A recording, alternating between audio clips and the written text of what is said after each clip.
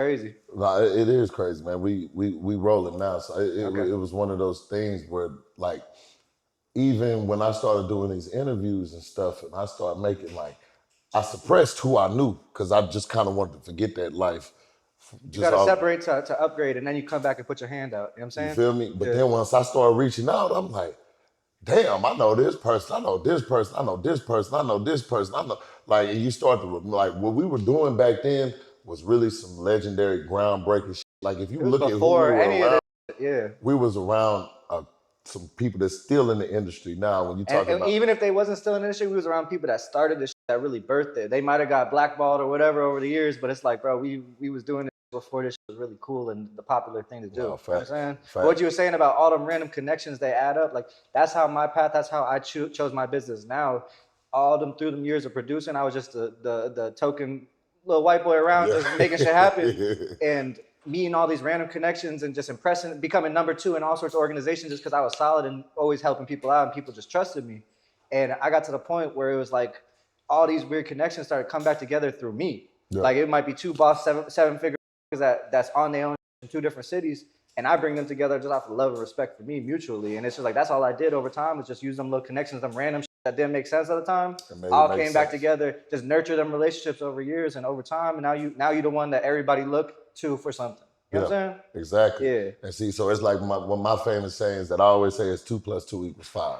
We gotta always make to where it adds up. This never adds up. Ever.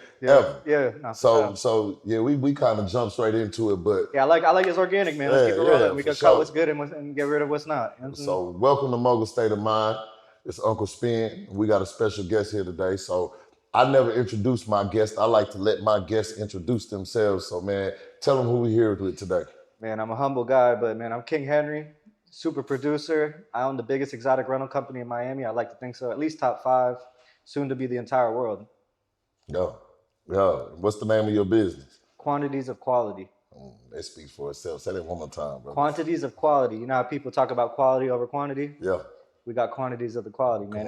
And that name goes in a lot of different industries. It's not just music. It's not just cars. It's not just yacht. I plan on using that name as a big overall business branch for everything I want to do, and it makes sense for anything. But in front of anything, that should sound good, sound professional. For sure. So what is quantities of quality? It evolves as time goes on. Basically, what I'm most focused on right now is I'm an international luxury concierge. So what I am is like the guys with the money, the guys with the motion.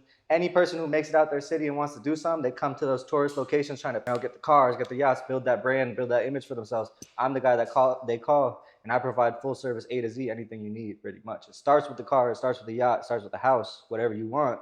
But from that point, anything else you need, I got connections, trusted connections that's been vetted to get anything done where you know you're gonna get the best service, the best price, and you know people ain't gonna fuck you over. And that's why I do what I do. You know what I'm saying? No. It's all private, it's all word of mouth. I don't have no website, I don't have no good business cards. I got competitors that's got 100 times more money than me, whole teams, and they looking to me for questions and support. You know what I'm saying? Because it all comes down to shit that is deeper than money. You know what I'm saying? For sure. So I know I saw recently that you did some work with Future, Young Thug, and Lil Baby on their video. Yeah, that was the Dumb and Dumber video. You know, it's about like 30-40 million views right now, I think. Okay.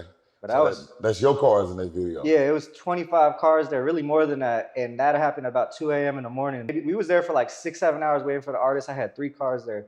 They pulled up, got out the car, and was like, I hate this. I'm not going to shoot this. Keep in mind, the label just spent about $100,000 to make this whole shoot happen. It's a team of 20 people sitting there ready to shoot them. They pull up talking about, oh, I'm in a song talking about 25 cars, one man. Why is there only 3 cars here? We shutting it down. The whole production team is arguing with each other about, what do you mean, 20? How do we this up? I hear them talking. He comes to me, bro, take your cars home. We're going to shut this down. We only have 3 cars. They need 25 cars here in the next hour. It's over with. I looked at him. I said, man, just send me a wire for 25,000, man, and I'll have it here.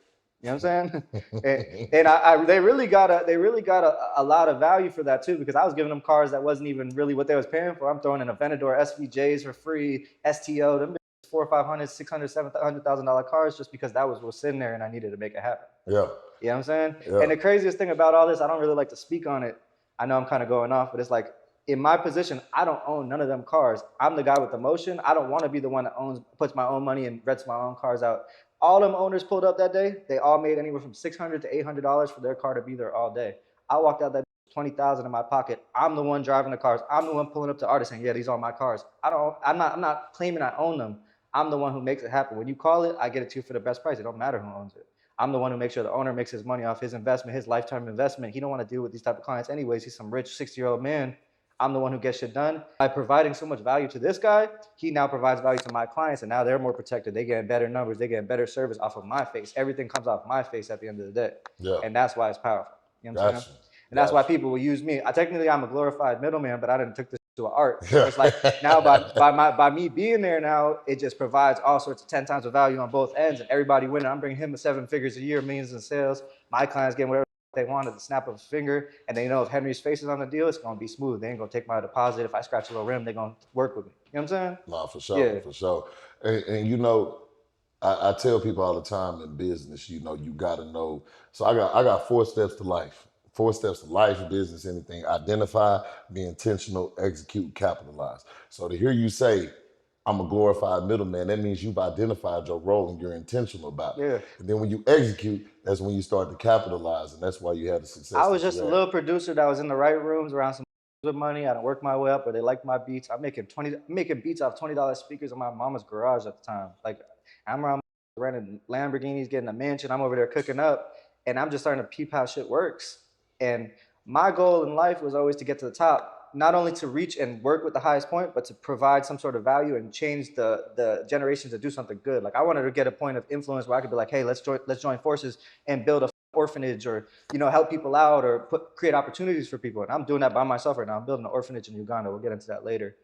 Bring me back real quick. Yeah, man. So like you were saying, so it's about making a change and doing it your way. So I know when we were speaking off camera that you were saying the path that you've taken, you went completely against what was expected from you, from your family and things of that sort. So let's talk about that. So what got you first into producing? What got you into that? Smokey Ellison, R.I.P. Smokey. R.I.P. Smokey. I remember, man. That's my dog, man. Yeah, see, me and Sven go way back for years and years, and that's around that time that I threw everything away. I graduated high school a year early. I was always the smartest, while also fucking off and doing whatever I wanted. I graduated high school a year early, and while everyone else was in 12th grade, I was just in the streets doing whatever I wanted because I had a year until I went out to college. That's around the time I met Yami and Smokey and all them that I was with. And Smokey came to Miami, and he was cooking up one day. I pulled up. He just wanted some gas. At the time, I just smoked a lot of gas. I would have some gas. I pulled up, gave Smokey some gas.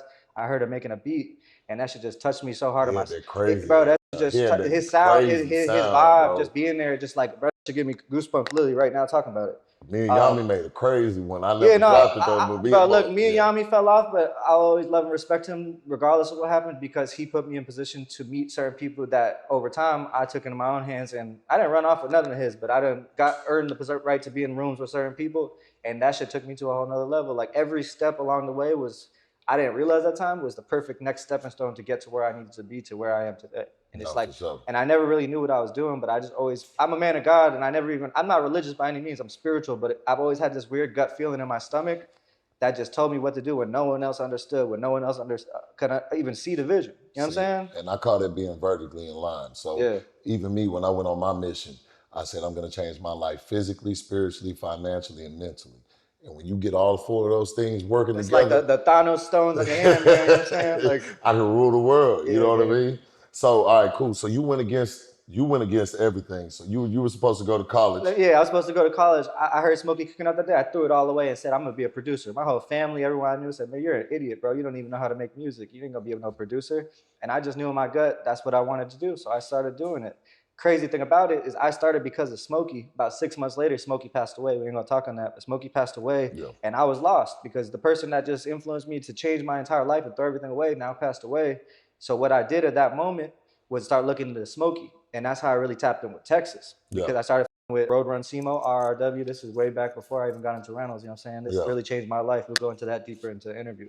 I reached out to Simo. I said, look, I know you're a producer, RIP Smokey. I want to continue what I started with him. I want to come fly. He flew me out to Texas. Simo, the type of He not friendly. He don't have people around him. He don't let people. He flew me to put me in his house with his family. You know what I'm saying? Yeah. I was 18, 19 years old. I wasn't even old enough to get in the club yet.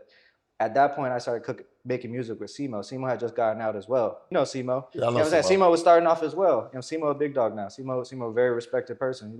I like to think of him like he like a OG Gucci Mane to me. You know what I'm saying? Like No, for he sure. real respected. He ain't even in music that much anymore. But all the major people respect him, and I was around that, just cooking up with him. So I started getting into a little bit of motion through that, Yeah. and it was all through Smokey. You know what I'm saying? I was in clubs in Dallas where I couldn't even old enough to get in. It's 4 or 5,000 a section. I didn't even have 5,000 in my name, and I'm standing on stage. They playing my music. You know what I'm saying? I'm cooking that shit. Keep in mind, I'm cooking that shit in my mom's garage on $20 speakers. You know what I'm saying? Yeah.